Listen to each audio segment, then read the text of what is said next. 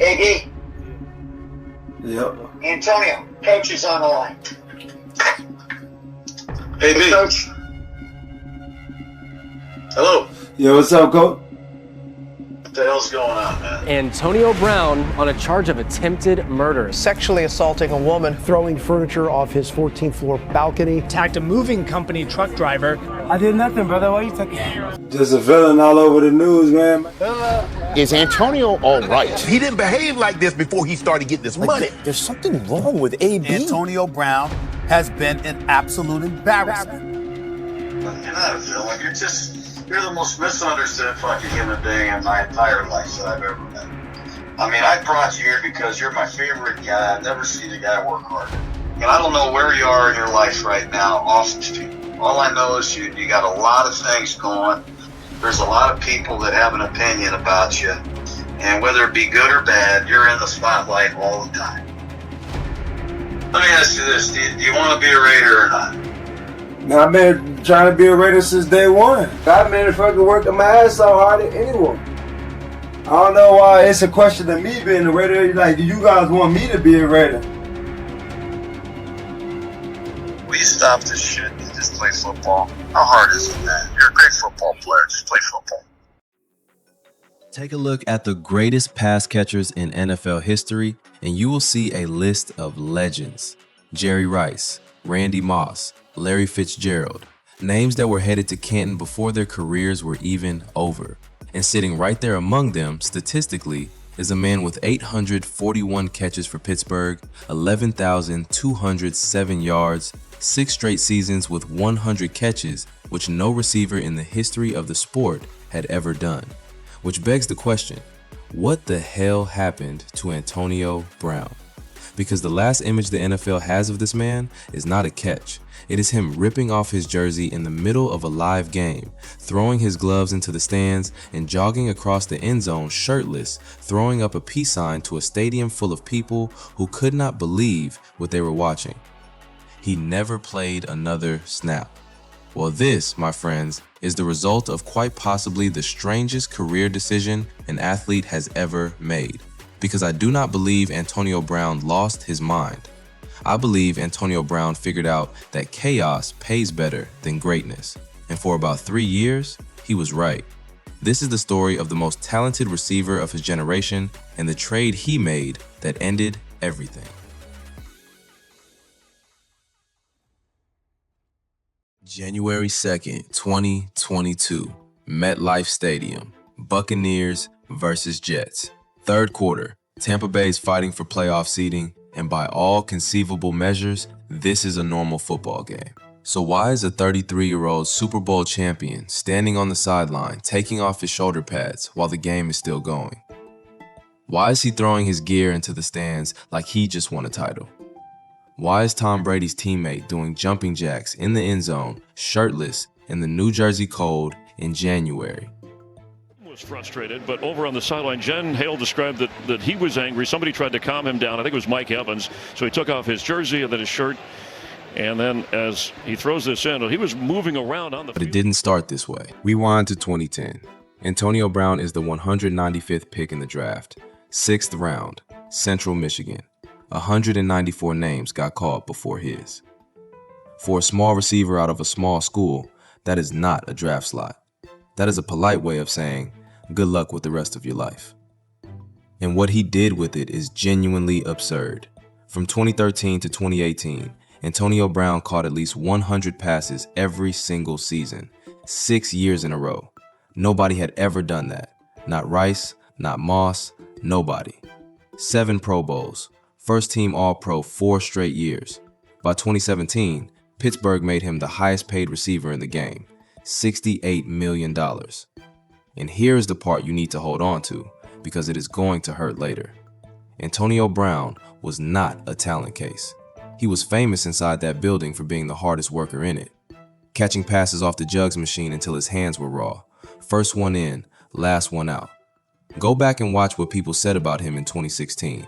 The man was the league's poster child for outworking your draft slot. The obsession that built him is the same obsession that ate him.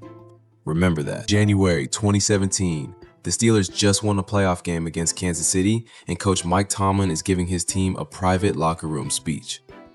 Emphasis on private, because Antonio Brown is in the corner, streaming the entire thing live on Facebook to hundreds of thousands of people.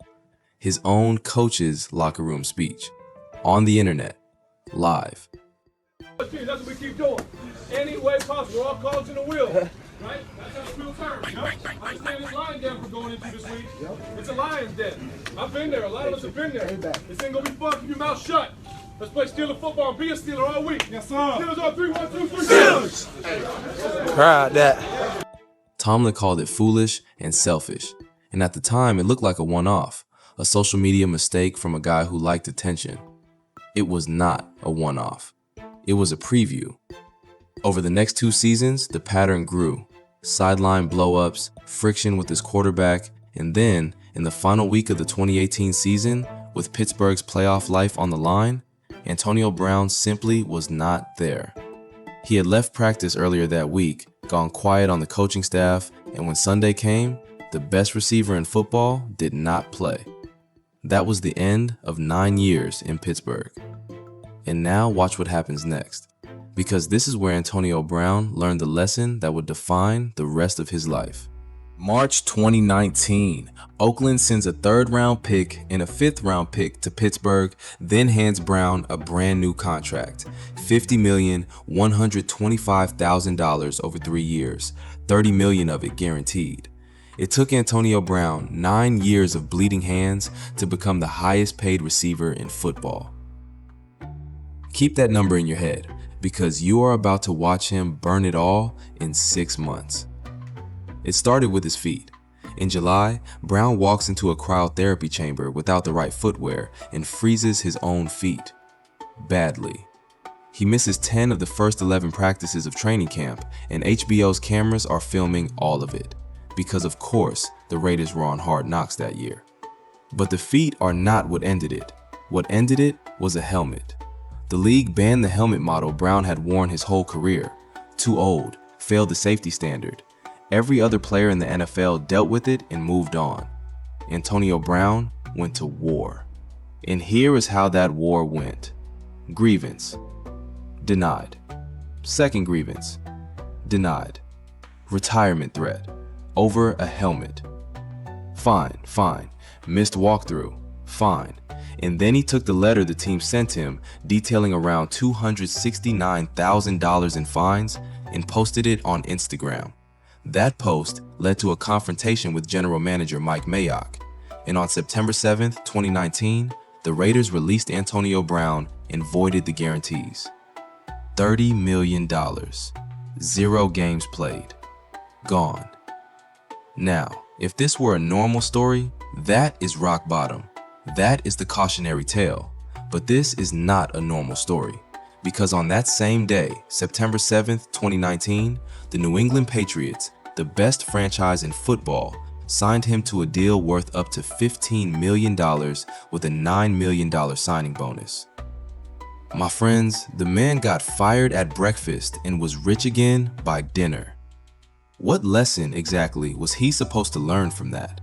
3 days before his Patriots debut, a former trainer named Brittany Taylor filed a civil lawsuit accusing Brown of sexual assault. Brown denied the allegations. The following week, a second woman came forward with a separate accusation. He denied that as well. He played exactly 1 game in New England, 4 catches, 56 yards, a touchdown. 11 days after signing him, the Patriots released him. The civil case was settled in April of 2021, terms undisclosed, and a settlement is not a finding of guilt in either direction. But the practical result was this. Antonio Brown, 1 year removed from being the best receiver alive, was out of the NFL entirely. That should have been the ending.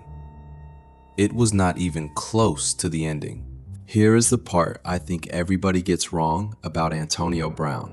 And I want you to actually look at this, because once you see it, you cannot unsee it. Everybody frames these years as a man falling apart. Okay, then explain this chart to me.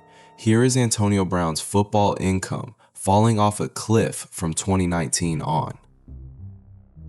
And here, over the exact same stretch, is the attention, search interest, headlines, followers. Every single time the money line drops, The attention line spikes. The Facebook Live, spike. The frostbite, spike. The fine letter, spike. The release, the biggest spike yet. He forced his way out of Pittsburgh and got a raise. He blew up Oakland and got signed by New England the same day. He got released by New England and became the most talked about player in football without playing a single down. At every step, the behavior got punished on paper and rewarded in reality. And look, the pundits screamed. Stephen A. called him a disgrace, an embarrassment, an absolute idiot. And the whole time they were screaming, teams kept calling. Because in 2020, relevance is its own currency, and Antonio Brown was printing it. So he leaned all the way in. The burner accounts, the rants, the music career. And then the most 2020 thing imaginable happened. Tom Brady personally vouched for him, Tampa Bay signed him, and Antonio Brown caught a touchdown in the Super Bowl. He won a ring. Think about the message the universe had sent this man by February of 2021. Every bridge he burned lit the way to something bigger. The chaos had never once sent him a bill. And then the bill came. December 2021. The NFL suspends Brown 3 games for misrepresenting his vaccination status. 2 weeks after he comes back, we are at MetLife Stadium, right where this video started. The jersey comes off, the gloves go into the crowd, and Bruce Arians says 4 words into a microphone.